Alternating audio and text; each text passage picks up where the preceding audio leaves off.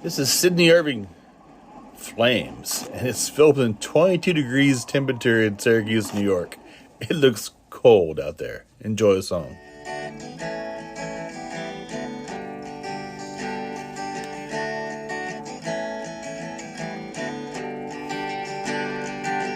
We're sold on ideas, stay far from, but it's hard when told to run. Her glassy eyes, they made me weak. Called the game of hide and seek. Spilling files, heard a candlelight, conspirating my line of sight. If rumor keeps, there's no good sight. Lesson learned, never do confide in you. An ending if only for me. Staring at these flames, it's one more untimely delay to put out these flames.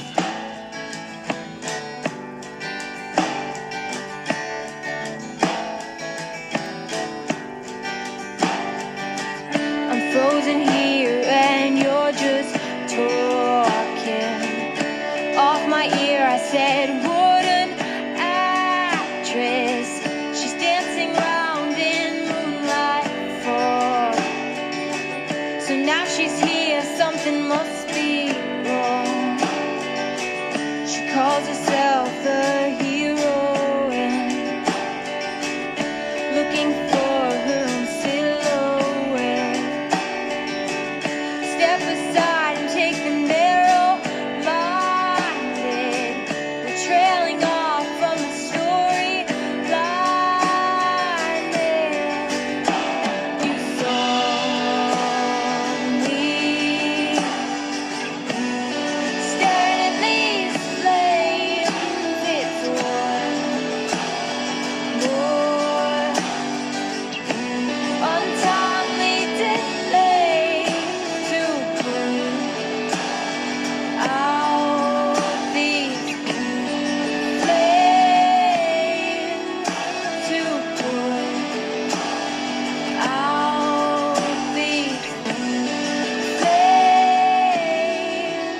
To put out.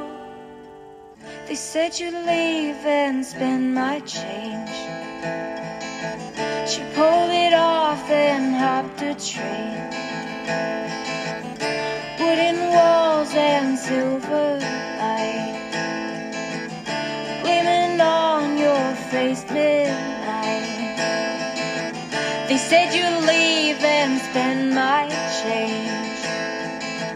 She pulled it off and hopped a train. Wooden walls and silver light gleaming on your face midnight. You saw me staring at these flames. It's one more untimely delay to put out these flames. To put out these flames. To put out these flames.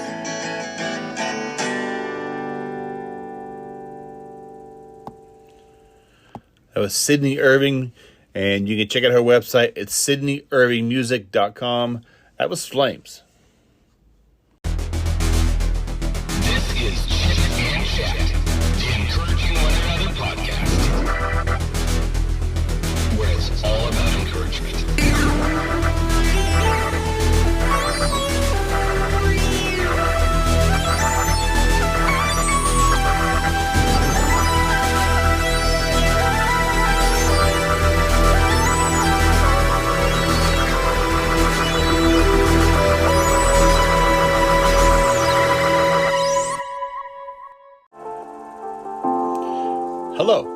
and welcome back to Chit and Chat, the encouraging one another podcast.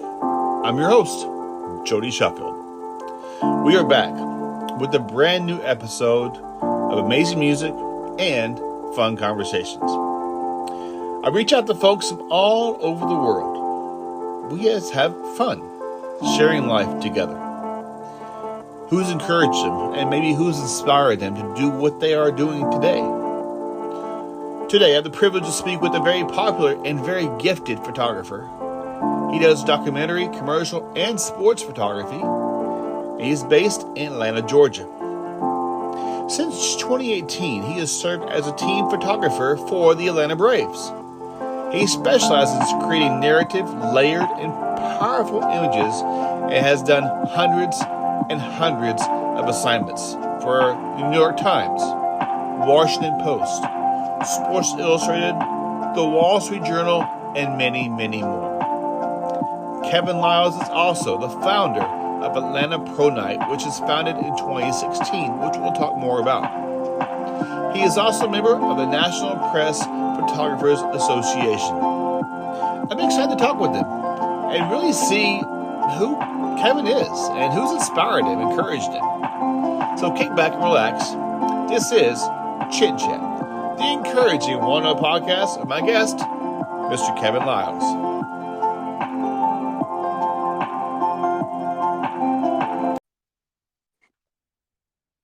Hello, Kevin.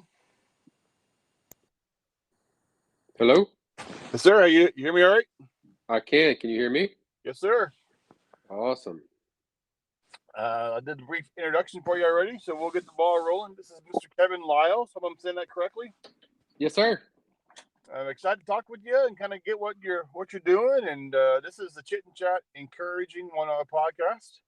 And before we dive into some fun conversations, I love picking the brains of my guests with some icebreaker questions. Had a few cups of coffee this morning? I am working on my second cup right now. All right. So that's 5 questions. This portion is brought to you by Tequiza. They're a local taco shop in the area with 5 kinds of tacos, and you'll get 5 icebreaker questions. All right. Do you like some tacos? Do I like tacos? Is that sir. your question? Oh, I love tacos. I would say that fish tacos, fried fish tacos are my absolute favorite. Is there a local spot you like to eat at? You're Atlanta, right? I am. There is, where did we have good tacos the other day? It's Papacitos in Smyrna is incredible. They have amazing fish tacos. Sounds good. Question number 1. If you were not in your current profession, what profession would you be in? That is a very good question. That is a very good question. Because I found photography when I was 22, working as a reporter for a newspaper. So I would have to say I would be a reporter or a writer. I started out as a reporter and they gave me a camera to use for my stories. And that's how I fell in love with photography. And I switched gears from writing to taking pictures. So I would have to say reporter/writer. Sounds good. If you go back in time and do a photography session, any sporting event before photography was really prevalent, what sporting event would you pick and why? Before photography was like huge, I guess, or yeah. Oh man. I mean, the top of my head, I would say the first Super Bowl. That was 50 years ago. Man, that would just be incredible to photograph. I mean, of course, when they first had the first Super Bowl, it wasn't obviously as big as it is now, but just to have the access that you would to those players. I mean, everything's so restricted now compared to what it was back then. And the sidelines aren't cluttered with, ads and signs and, people wearing neon shirts and all that. And, that would be, it would be a tough call between the first Super Bowl and the first World Series. Oh yeah. Have you done either or? Yeah, I would say either or. I would now that I'm thinking about it, I would definitely say the first World Series. Okay. That would be my number 1 event. Yeah. So have you personally done a World Series or a Super Bowl? I've done both. Oh, really? Nice. Yep. That's pretty cool. Yep. If you could invite 3 people over for dinner, past or present, living or deceased, who would they be and why? Oh, let's see. I would start with Benjamin Franklin. I think he is one of the most interesting people that I've read about. Theodore Roosevelt, again, just an incredible man who's done just incredible things and did so much with his life and lived it, to his own, marched to his own beat and did his own thing and just did some incredible things. Right. That's two. I mean, the third would I'd have to say MLK. Today's MLK Day. Yes. Yeah. How about that? Wow. That's yeah. I mean that would be. I couldn't imagine what I could learn from someone like him. Just having a brief conversation. I'd be so nervous, obviously, but I'd have to have a few questions prepared ahead of time because I would get frozen. Yeah, those would be the three. That's good. Yeah, that's a good, very good. Be a fun dinner for sure. It would be for sure. If you're down south, everything's fried. You get fried chicken and fried fish and. Oh yeah. We would actually go to one of the. I forget the name of the restaurant here in Atlanta where MLK.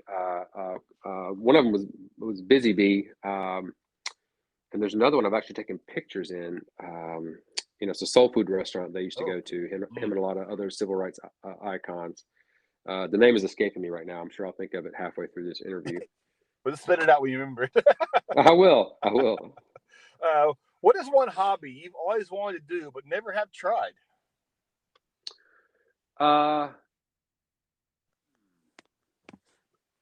I would say, I mean, music. I mean, I played in the band in high school, but I mean, like really, like, picking up an instrument and playing it and learning it, and just for sheer fun, just for the sheer fun of it. I was reading a book talked a lot about how important hobbies are. And again, the name of this book is escaping me. Maybe I haven't had enough coffee this morning. Well, it's noon here. I know it's 9 o'clock where you are. It's called 4,000 Weeks.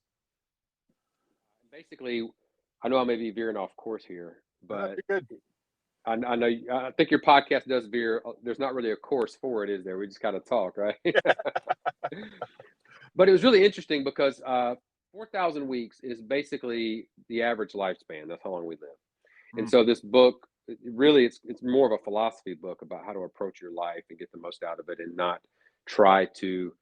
The guy who wrote it is a newspaper columnist, I think, in the UK, and he had this column every week where he kind of focused on productivity, and so how to hack productivity. Try this method or that method, or dividing your day up by hours or tasks or whatever.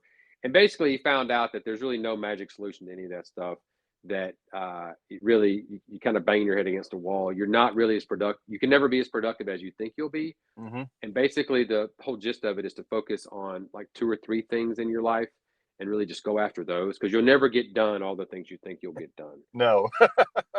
And so true. In that book, about having hobbies and how incredibly rewarding it is to have a hobby just for the sheer joy of it. He talks about Rod Stewart, the musician, has a massive hobby or train hobby, like toy trains. Oh, wow.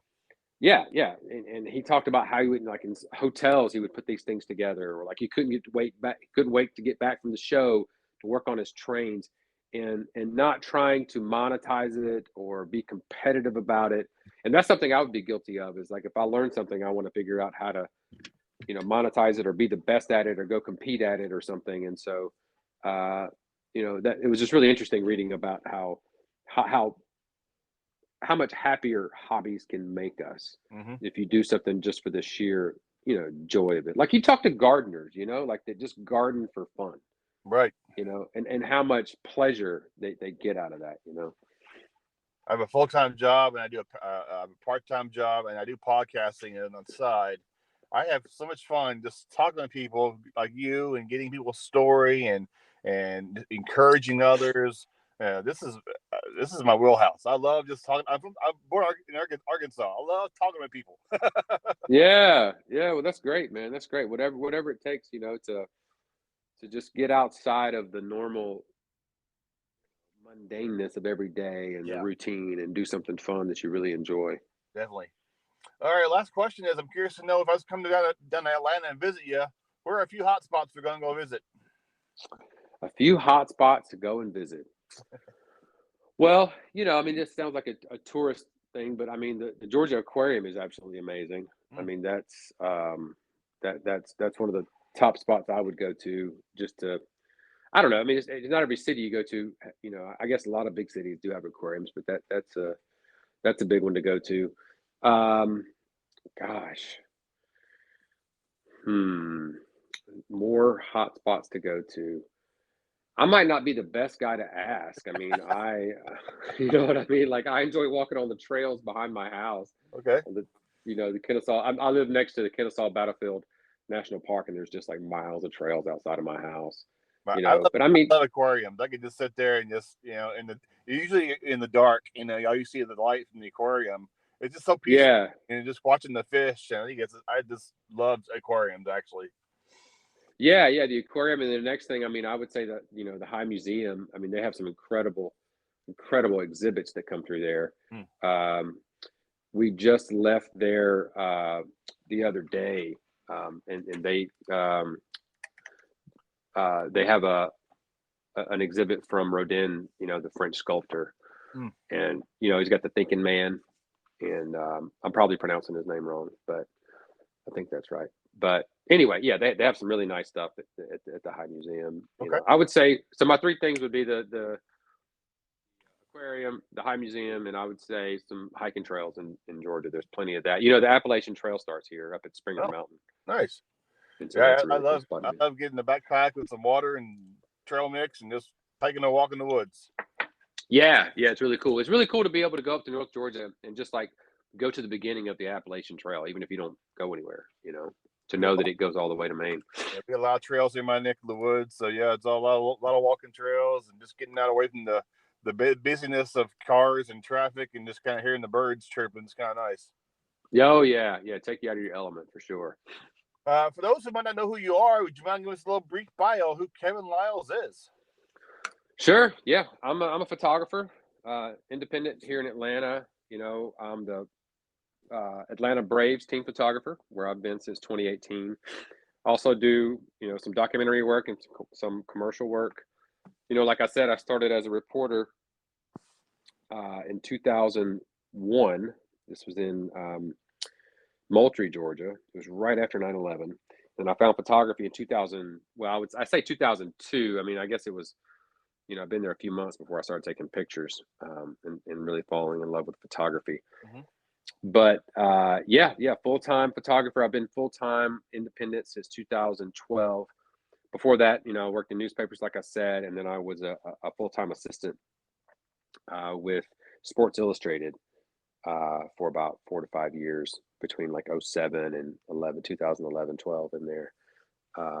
So yeah, that's kind of a really condensed version of it. I've done a lot of work over the years for publications like the New York Times, the Washington Post, Wall Street Journal.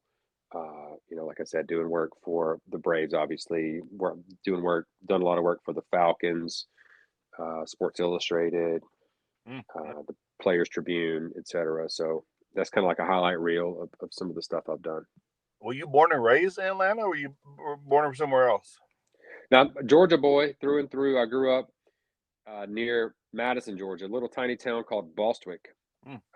It's right outside of Athens. We're about 20 miles from Athens, Georgia, where the University of Georgia is. And what's that? Go ahead. And I've lived around the state. I lived down in Valdosta. I went to school there for a couple of years, Valdosta State, and then I worked in Moultrie. And I lived in Hartwell. Worked at the Hartwell Sun for a little bit. And then I lived in Griffin. Worked at the Griffin Daily News. And I finished my degree at Clayton State University, which is near Griffin. And then I moved to Atlanta in 2015, and I met my now wife there, and we moved to Marietta, which is a suburb of Atlanta. We're about 10, 15 miles outside of the city. Mhm. But yeah, so that's kind of that's my little history of living here in Georgia. What was it about photography? It really kind of drew you in. It's hard to put my finger on it, but it was just so captivating. It's like the fact that you could tell entire stories in a single image. Yeah.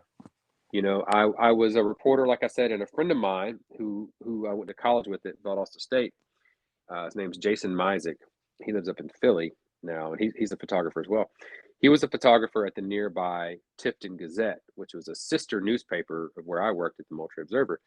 And Jason was a photojournalist there. And we would hang out, and I would look at his pictures, and he would just show me his work. And I was just, and this is the beginning of digital. So like I was still shooting film. They'd handed me a film camera, but Jason, he was a full-time photojournalist at the paper, and he had digital cameras. So this is the beginning of digital. And he would come over, and we would, he'd share his work with me, and I would look at it. And I was just like blown away that you could do that. Number one, that you can get paid to take pictures, and that, but it was hard, I knew it wasn't easy. And then I started, kind of bending the ear of every photographer I could find. I would email photographers at the New York Times, at Net Geo, at the Atlanta Journal-Constitution. It just became, I kind of joke with people. I'd say, finding photography was kind of like finding Jesus. Like it took over. Like I couldn't, I had to do it. There was nothing else I wanted to do. And so that's all I did. I didn't go to school for it, self-taught, or I say self-taught. I mean, working at newspapers, I learned, in that environment, learned a lot of what I learned in the beginning, at least. And then just, soaking up what I could from other photographers. But it was so captivating to me that you could tell stories in a single image, or even a selection of images, that you could express emotion, and you could make people feel something. Right. It's like music, it's like that old country song. It's like, could you make people feel when you bend those strings? I forget that it's an old country song, but like, it's you can make people feel a certain way by how you frame it, the lighting, it was just incredible. I think to me, as I close my eyes, I picture the sports pictures that for me are most iconic is Muhammad Ali standing over, I forgot who it was, but he once he beat him, he was like, Muhammad Ali was the man. That picture resonates in my head. And the catch for the 49ers back in the days when Dwight Clark came across the end zone. I'm like, those pictures to me just relevant. Like you could captivate even Michael Jordan crossing, shooting the he slammed up from the free throw line years ago. I mean, those pictures like that, you see, like, that's amazing. Yeah, that picture you're talking about with Muhammad Ali, where it looks like he's standing over him, that picture was taken by Sports Illustrated staffer Neil Leifer. And the catch from Clark in 1982, I think it was, or 83, that was from Sports Illustrated staffer Walter Yost Jr. And probably the Michael Jordan picture you're talking about was also probably taken by Walter Yost. Wow. Yeah. So that picture of Muhammad Ali, you're talking about the one where he's standing over him with his arm. Yeah.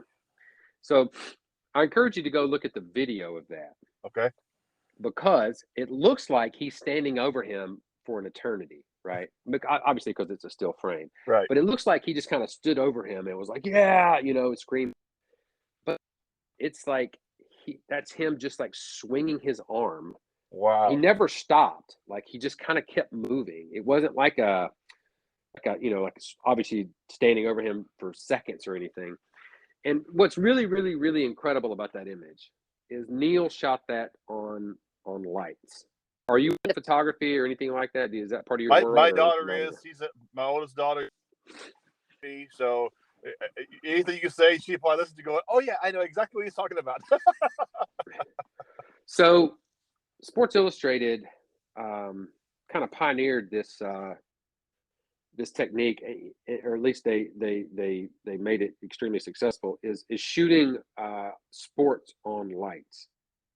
It's only inside of an arena, like a boxing, where they would have a boxing match, or like basketball, like kind of a small-ish arena, like a even a hockey. Small. It's not like a football stadium, is what I mean. Okay. So these photographers would put lights up in the like catwalk, up in the roof of the stadium, and they would put them up there where the lights go. But these were the strobes that pop, like when you take a picture, it flashes, just like when you're in a studio or whatever, right? Right. So they would wire these strobes together, and they would drop a cable down from the ceiling down to the photographer, and they plug that wire into their camera. So when they take a picture, the lights fire. Now, the reason I'm telling you all this is because it's going to make that epic photo of Muhammad Ali even more epic. So he's not, like, now when I take pictures on my Sony A1 camera, I'm shooting 30 frames a second. That's faster than a video camera shoots, generally speaking. They shoot 24 frames a second unless it's slow-mo. So if I were shooting that thing of Muhammad Ali doing that now, I would have motored through that like with a, like bam, bam, bam, bam, bam, like really fast frame rate, Right. and just chosen the one that looked the best, and then that would be the picture, right? Okay. Yep.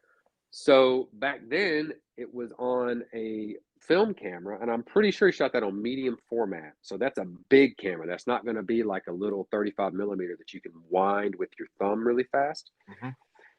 But also, even if it was, it wouldn't matter, because he's shooting on strobes, which means he takes a picture, the lights fire, and then you have to wait like 2 to 3 seconds for the lights to recycle.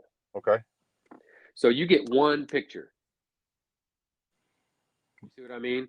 It better So be good. he got, yeah, that's what I mean. Like, you only get one frame at a time. You don't get to like, yeah. So he shot that one frame on light. Yeah. So it's mind-boggling that he was able to get that.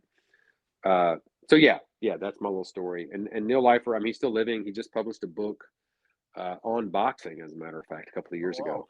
I encourage you to check him out. Leifer. He's just got an immense body of work. And I'll just go ahead and finish out Walter Yost Jr., which his last name is spelled Iooss, but it's pronounced Yost. He became a staffer, or started working for Sports Illustrated when he was like 16. So he was one of the guys who shot every Super Bowl up until like last year or something. Wow. Yeah. That's a great job. Yeah. And so he published a couple of books with Michael Jordan. So when he was when Jordan was in his prime. Wow. So anyway, I know I talked a lot about these guys, but that's all good. Did you have someone who encouraged you or inspired you? Again, maybe give you tips, in the field of photography? Wait, say that again. Do I have anyone who inspired me? Is that what you're saying? Who encouraged you, or kind of showed you some tips or advice you might have received? Yeah, I mean, there's lots of photographers who've helped me along the way. One that sticks out is a guy named Greg Foster. Greg's probably, I don't know, 15, 20 years older than me, somewhere in that ballpark. And he came on my radar because I was working at the Griffin Daily News down in Griffin, Georgia, which is a small town about, an hour south of Atlanta. And Greg is from Griffin, and he had worked at the Griffin Daily News. And at the time, he was doing a lot of freelancing as a portrait photographer for Sports Illustrated. So he was already, down the road a little bit on the same path that I was trying to be on. And so I started assisting him. And then that's what led, honestly, me assisting him is what led to me becoming an assistant with Sports Illustrated. Because he was already working for Sports Illustrated. So I had done some work with him. And then another photographer named Bob Rosado came to town, and I worked with him for like 4 or 5 years. Kind of like his main guy. But Greg has, been over the years, has just been a really good friend. And like when I have business questions or need advice on something, photography related or even life related. He's got 3 kids, and I've got, and of course they're almost grown now, but I just had my second child 2 weeks ago. So Congratulations. well, thank you very much. Thank you. And so anyway, Greg has been a big help along the way on how to navigate being an independent photographer. Okay. That is not easy, and he's just been a wealth of information on things. Not necessarily technical, not like photography. I mean, I honestly got a lot of help from him on that as well, but kind of more like steering the ship in the right direction of life kind of stuff. You know what I mean? Yeah. Reading your bio, you've done a ton of work, documentaries, commercial, sports. Which one of those is the most difficult, and why is it difficult? Man, I would say, I mean, it's a toss-up between, I mean, they're all difficult, but, it's a toss-up between, sports work and documentary. Sports, obviously just trying to get the shot from the game. That's like the game-winning photograph. But, documentary work is incredibly hard because of, it's long hours. It's you're trying to be creative in situations that sometimes do not lend itself being creative at all. Mm-hmm. With like horrible lighting or like for example, earlier this year, we had big elections here in Georgia, and I was covering an election watch party, where they have like the candidate, the whole campaign at like, let's say, a hotel ballroom, and they watch the results come in, right? So it's all the people invited to the party, and then like media, and then the candidate comes out and says some words a couple of times. And so as a photographer, as a journalist, you're there to document like the mood, whether it's a win or loss kind of thing, kind of like a sporting event. But those are incredibly hard because number one, there's like other photographers there, and you're trying to come up with something, different. Yeah. And the lighting is horrible. I mean, it's a it's like a hotel ballroom, and it's not lit for photos. And that's just one example of like how documentary work can be hard, and especially out in the field doing it, where you're trying to transmit images from your car and, eat while you're doing it, and, hurry up and get out 10 images so you can go back and shoot some more. So I don't know, documentary work can be extremely challenging to produce work at a high level consistently. Everything that's anything you do is obviously hard to produce at a high level consistently. I would say it's difficult too, because if you get wrapped up in the moment watching it, you forget the photography. You take a picture, you're like, oh crap, I just missed the moment. That goes away pretty quickly. Like, okay. Once you start working at these big events and big games, like watching the game is just not even an option. Like, you're at your face is behind the camera the whole time. Like, I mean, of course you're looking at the game, but like that's something. I mean, that might happen in the beginning, but like as you progress and become a professional with this, like it's not something that really is an issue. The issue is being in the right position, having the right camera, having the right. When I say camera, I don't mean camera. I meant like the right lens, the right setup. Being prepared, all those things. I mean, every little, especially with these cameras these days, there's so many options and variables and like menu choices on these. They're little computers. So, your focus settings, whether it's tracking or center point focus or, et cetera, et cetera. Like you've got to have all these things. Really, really, it's almost like a race car driver, like has his car set up like for himself and all his preferences, and he knows where the buttons are, and he knows where things are, and the pedal, and like all this stuff. Same thing with these cameras. Like it's got to be so intuitive that you know where. And it sounds silly because you're like, oh, cameras, you press a button, you take a picture. It was like, well, it's not that simple. No. And the autofocus settings, like I said. Anyway, just it's really got to be dialed in, and it just takes a lot of reps to get it to where it becomes second nature. How do you get really good in photography? Is it, you mentioned training, do a lot of OJT, on the job training. How do you get really good in photography? I heard this saying, and I know it's not exclusive to photography, but it takes 10 years to make a good photographer.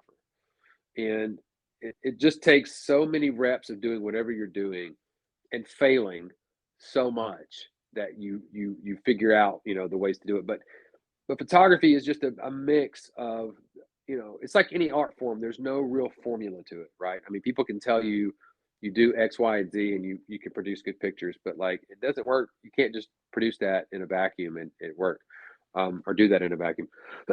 So it's a mix of intuition, of knowing when something is about to happen, like a bit of human psychology, like if you're doing documentary work, like knowing how to navigate in that space and not be obtrusive, and how people are going to react to what you're doing.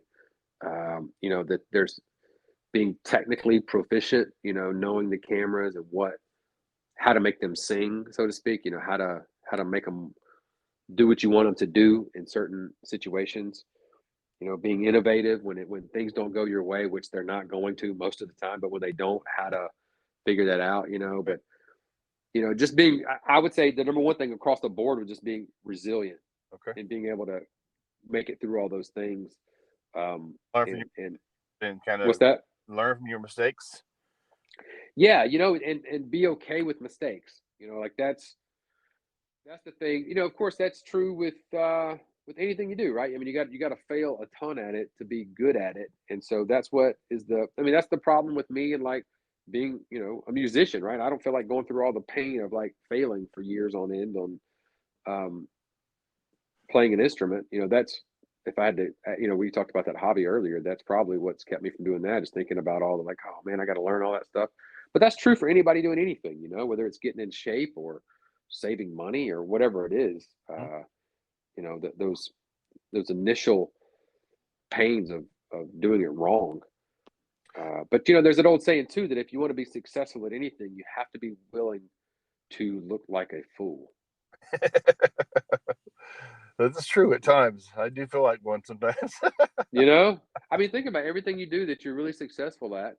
Even if you weren't a fool, and a fool may be a strong word, but you have to be willing to look that way. You have to be willing to be vulnerable, to screw up, and other people see you and feel stupid about it, or whatever, or people think you are, and then keep going.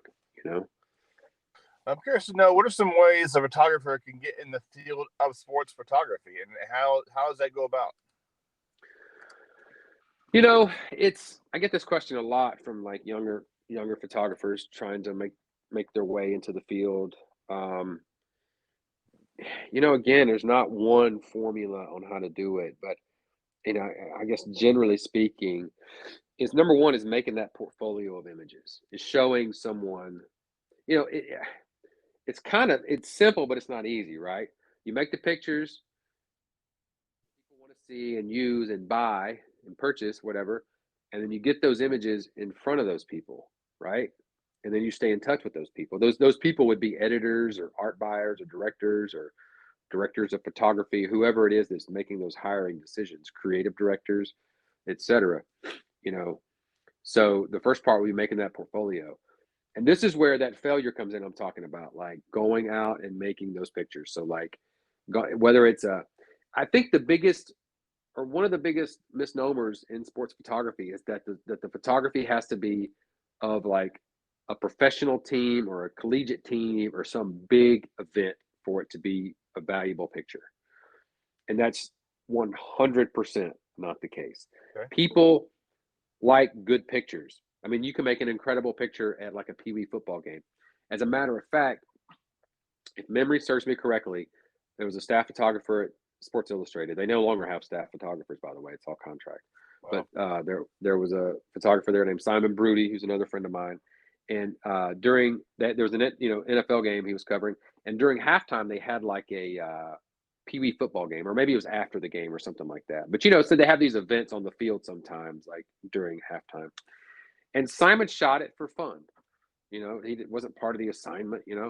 And Sports Illustrated, I don't know if they still do this or not, but they had these 3 2-page spreads. We called them double trucks in the industry, but 3 of those in every publication. and he had a double truck and 2-page picture from that Pee Wee game.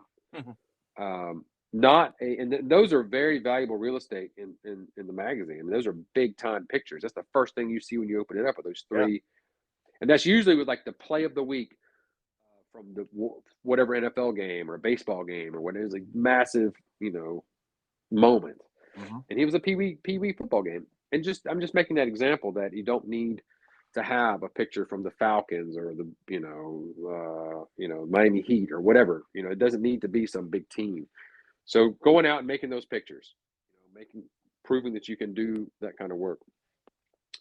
And then, go ahead. What does a portfolio consist of? So, I don't know, 10 to 20 images. Okay. I don't know what. It's hard to say because I'm not one of the making those decisions. But I will say that less is more.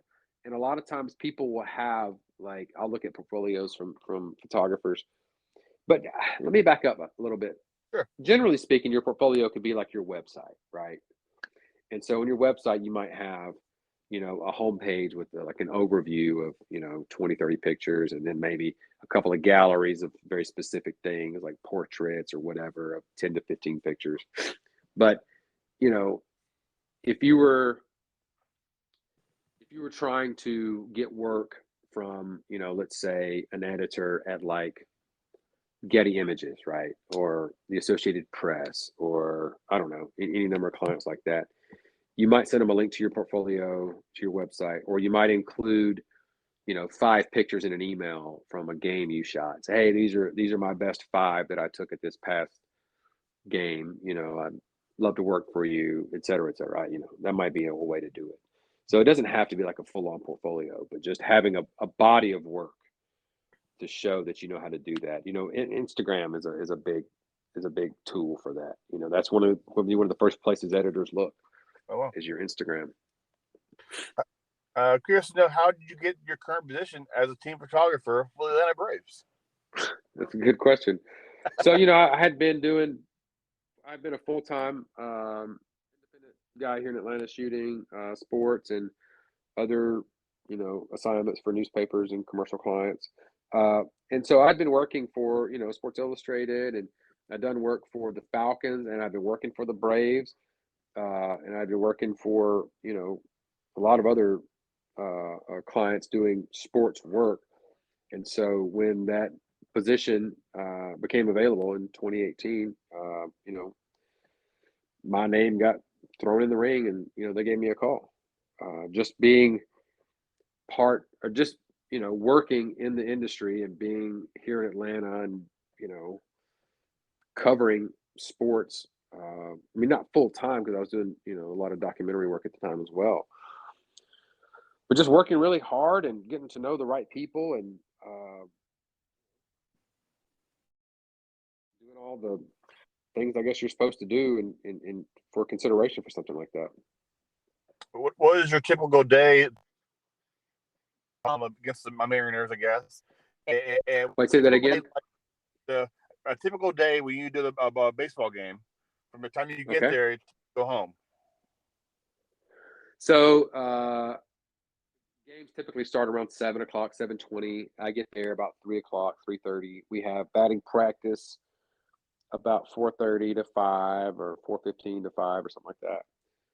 So I'll shoot batting practice, and then I'll go and edit those and go grab something to eat before the game. And the game will start, like I said, about 7:20. I'll need to be on the field ready to go about, 7 o'clock, because there's a lot of pregame stuff that I'm responsible for, like the ceremonial first pitch, and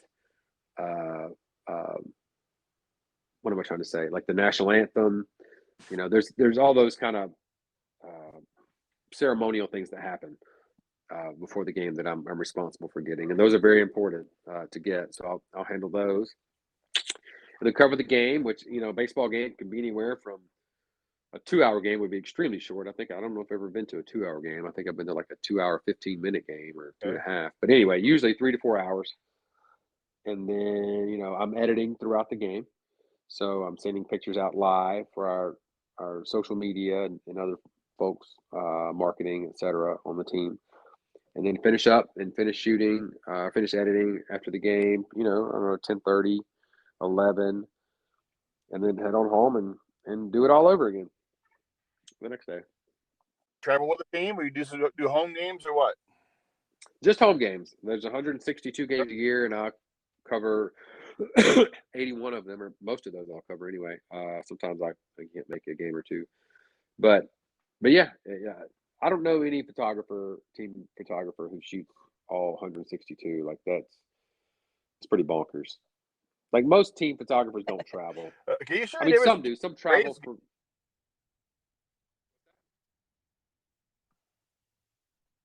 Still there? Can you share the difference between a Braves game and a Falcons game? The difference in those two? Yes, sir. Yeah, so a Falcons game, it's going to be, I won't need to be there quite as early, a couple hours before the game. But, I'll get some warm-up stuff, the guys warming up on the field. Football, I tell you what, a Falcons game, I'll run around a lot more. In baseball, you're pretty limited on where you can shoot from. Football, you can move a decent amount around the field. And when they have a long pass downfield, you need to run down there and be on the front end of the ball. So that takes, some hustling. So a lot more calories are spent at a Falcons game. The Falcons game is at Mercedes-Benz Stadium, and so the roof is usually closed. So weather is not something I have to think about. Okay. In baseball, Turner Field, what am I saying? Truist Park. Yeah, Truist Park is obviously, not a dome stadium. And so weather is always on the brain. You have to have rain gear and backup plans when it does rain. I also saw you're part of Atlanta Photo Night. Can you share about that a little bit? Yeah, ATL Photo Night is something a friend of mine, Ray Jones, and I started back in 2016. And we're kind of a little hiatus right now, but it's been a monthly artist talk. And we kind of went to quarterly, and then we think we had like once or twice last year. The pandemic really put a big dent in how we were doing it. And we don't really have a location right now, but it's a monthly artist talk or artist talk. And we just bring typically a photographer up and have that photographer show his or her work. And we just talk about it. It's really, we call it investigating the creative process through conversation. So the whole point of it is to talk about the work, about the, cameras and shutter speeds and, all the technical gearhead stuff. There's groups and stuff for that. We just want to talk about the creativity of it. Mm-hmm. So the inspiration behind it, what went into making that photo or whatever. But that's been, kind of our sweet spot is just talking about the creative to the production of the work and how that photographer approaches their work. Okay. As we begin to wrap up, this encouraging others, can you share some parting words for say some up-and-coming photographers who have a great eye, just don't know what to do next? Is that just pushing that portfolio as best they can? Yeah, it's a hard industry to make a living, I'll tell you that. But I'll tell you that this is true for any industry. But building relationships has been the most important part of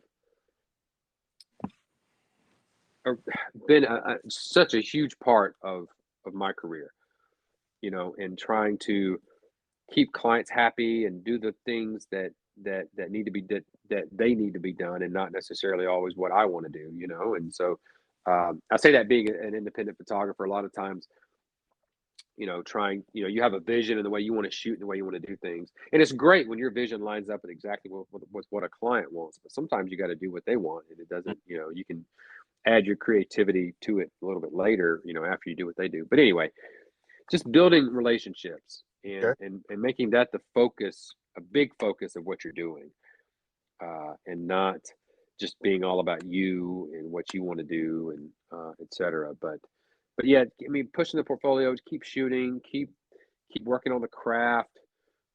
It's something that takes years to become really, really good at. and not be discouraged when when no one emails back. A lot of times it's really hard. I mean, you hear the same thing with like a writer when they're trying to push out a book. They send it to dozens of publishers and no one writes back. It's the same thing when you start out in photography. You're sending out emails or contacting people. They're not going to call you back. I mean, most of them aren't. They're busy. And it doesn't mean that you suck or you're terrible. They might just not respond. They might respond later or whatever. But it can be very discouraging. And I just say keep your chin up and keep putting one foot in front of the other and believing in yourself and your vision and how you see the world, and just keep trying to push towards that goal. I think that really is can be helpful. Maybe curious persistent you are. Is it just a one-time thing, or how are you in looking for this? For this photographs. I think I know for I work for my jobs and I apply for other jobs, and I usually respond with hey, thank you for the interview, appreciate the time. Just being responding to people over, not with say yes, but say, hey, thank you for your time, or hey, I'm just checking how the process works, or just being responsive, I guess. Yeah, I can't tell you the number of times I've had people email me. Obviously I'm the Braves photographer, and I hire photographers on a regular basis to cover events and other things. And so I get emails from people, and they'll say, "Hey, I'd love to work with you, blah blah blah." And I say, "Okay, thanks. I'm good for right now, but check back with me or stay in touch or whatever." And I never hear from them again. And it's so, but the ones who do follow up and say, "Hey, I'm still here. I'm just checking in." I'm like, "Oh yeah, that's right. There's that that woman who emailed me when I need a photographer." So a big part of it is just like staying at top of the brain. I used to, when I was working a lot more documentary work, a big part of that is pitching ideas to photo editors, right? So you would send an email, and this is typically you can pitch in the beginning when you're first meeting them, but a lot of times it's after you've known someone for a photo editor for a while, and you say, "Hey, here's this thing I'm thinking about shooting, or here's this project I'm working on. What do you think about it?" And sometimes I would pitch these things, and I would be almost certain that they were going to say no, right? That there's no way they're going to publish this or want to pay me to do this, whatever. Mm-hmm. But if it was a good enough idea, I would still pitch it anyway, because I knew that I would at least hit their radar again. And they would say, "Oh, Kevin's still there. He's thinking about something. He's trying, he's hustling, he's trying to figure out, he's working on something." A lot of people come to the table to photo editor, whoever's hiring, with their hands out, like hire me, like, here I am, hire me. And when you're a photo editor at the New York Times or some big place or whatever, you hear that 100 times a day. Of course they want to work for you. It's the New York Times. So you come to them with something of value. You say, "Hey, here's something I'm working on.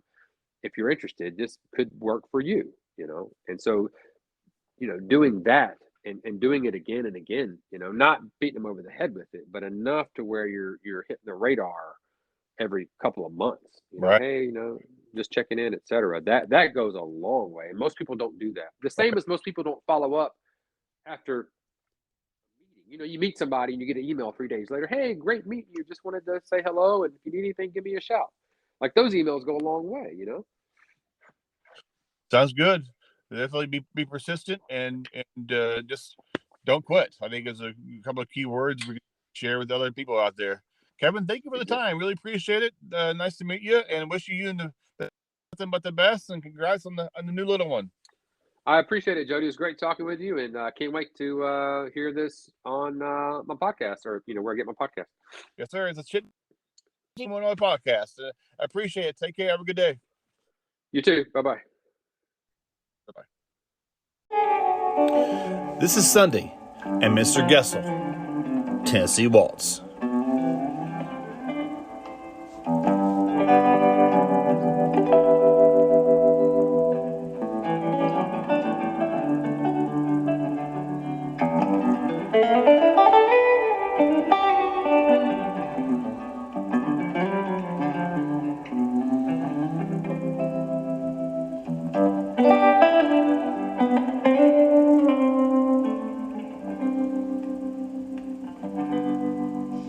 I was dancing with my darling to the Tennessee waltz when an old friend I happened to see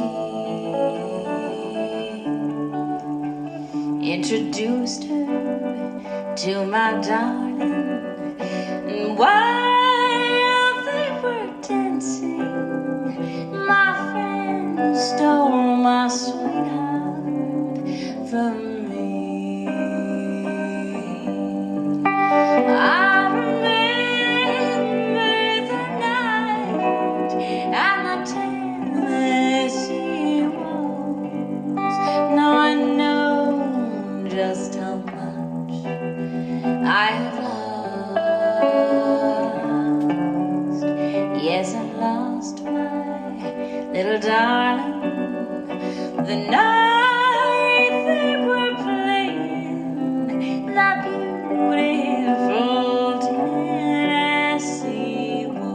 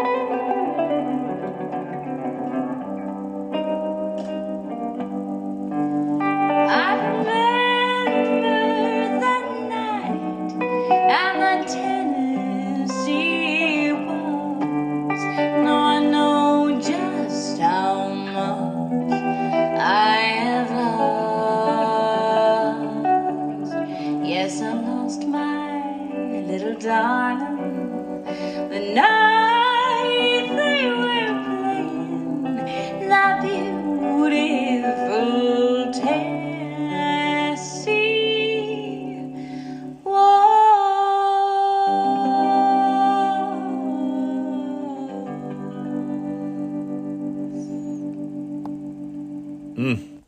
Listen to those guys all day long. I love their music. They were so much fun talking with them on this podcast. You can go back and listen to some episodes. And Sundae Mr. Goessl, great, great group, amazing couple. This is Chit and Chat. This is Joel Gibson Jr., Fine Wine.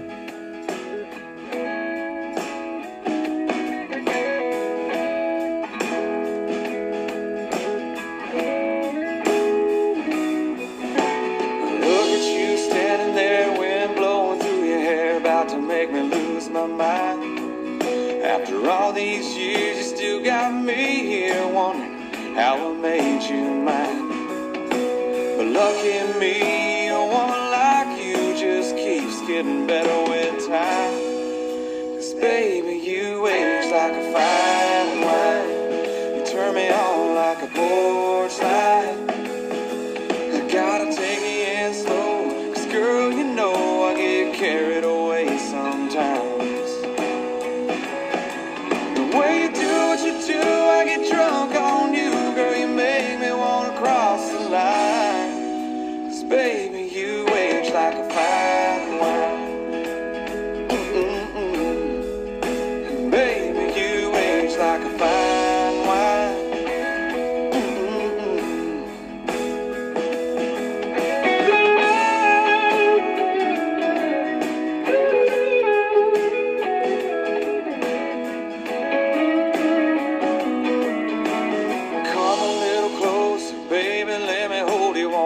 Your body next to mine. wanna touch your skin and kiss your lips, make it feel like a woman tonight. And when I lay you down, feel the room spin round. Pretty girl, don't close your eyes. 'Cause baby, you age like a fine wine. You turn me on like a porch light. I gotta take it in slow, 'cause girl, you know I get carried away sometimes.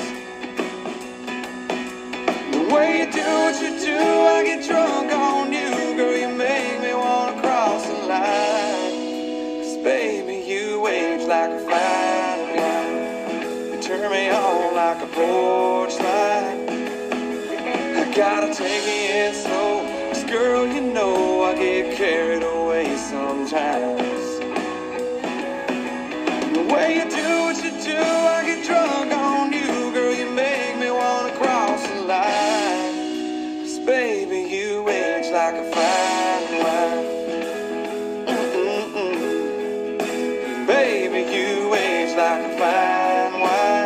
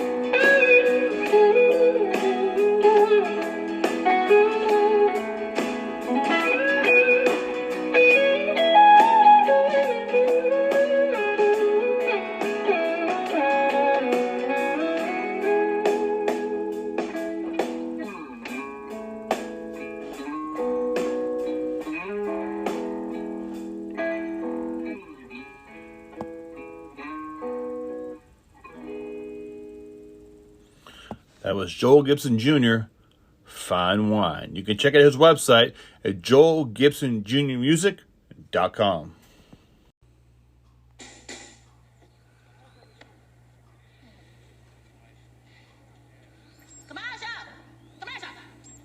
Break for 30 seconds.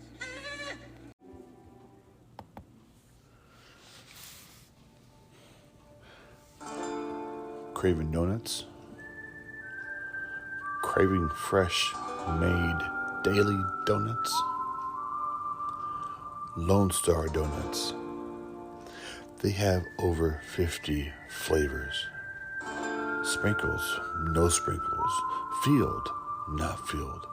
Chocolate, glazed, maple donuts with real bacon. Cinnamon rolls.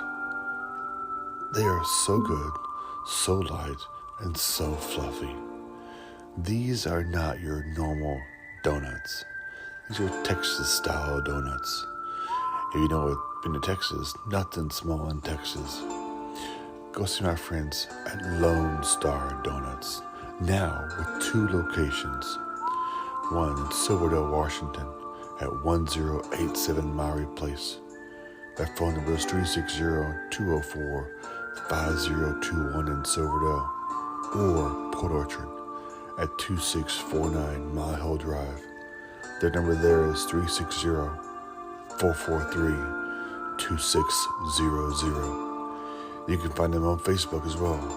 Lone Star Donuts. Life is happier with donuts. Donuts from Lone Star Donuts.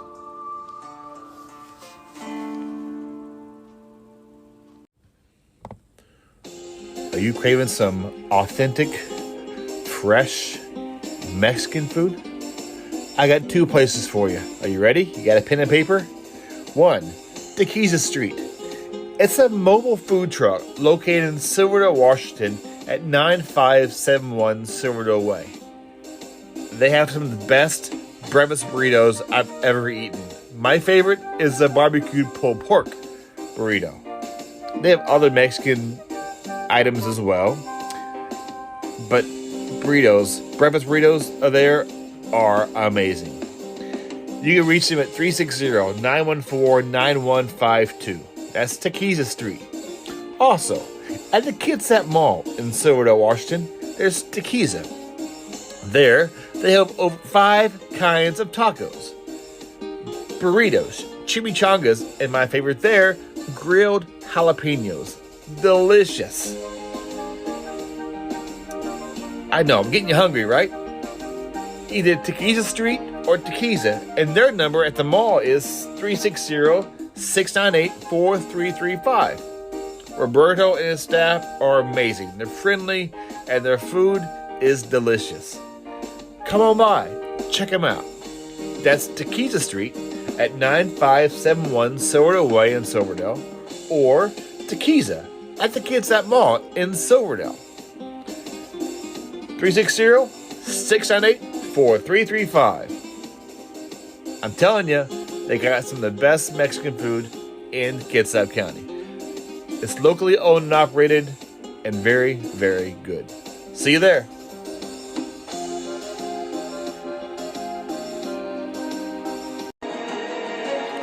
This is Chit Chat, the encouraging One Other podcast.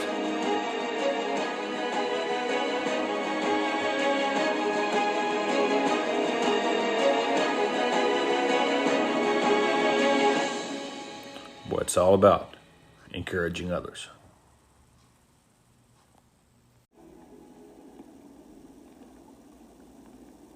In case I don't see ya, good afternoon, good evening, and good night.